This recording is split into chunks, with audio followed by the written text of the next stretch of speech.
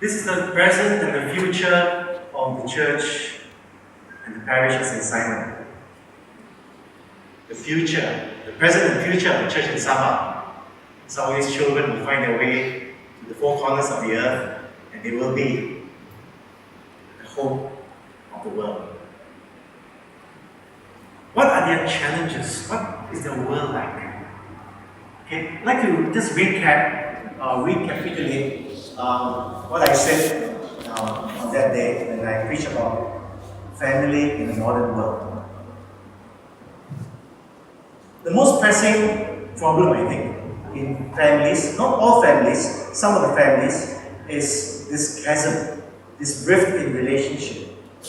Perhaps some of you parents or grandparents are afraid, and we have been for the visitation and we have heard, you've not actually said it directly to me, but in your concerns, I've heard fears and anxieties about your children being overseas, some preparing to go overseas in due time, and perhaps you're afraid that they may not go to church anymore. Perhaps you're afraid they may meet some they may meet some girl or a guy who is not a Catholic, and then they get involved. Perhaps some of that. Perhaps you're afraid that they may get into bad company, okay? And when they follow bad company, all kinds of worries come to your mind. What will they be? Okay? Will they be the children you will recognize when they come home? But they may have changed so much.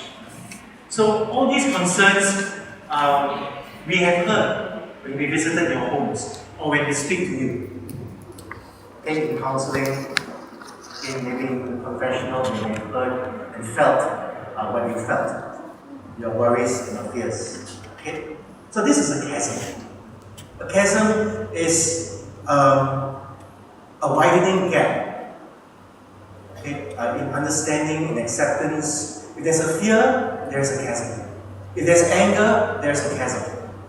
If people are not talking to each other, there's a chasm. Okay? If I say I'm going to avoid that person, I'm going to stay away from that person, there is a chasm. If somebody says to you, I want to leave you, I want you out of my sight, I don't want to see you, it's a chasm. Okay? A chasm is a widening gap. A chasm is a rift in any kind of relationship. An emotional breakdown. So a spiritual breakdown. You can have a chasm with God also. Okay? Not going to church, for example, because you're angry with God. That's a chasm. Not going to church because you want to punish God. That's a chasm. Okay?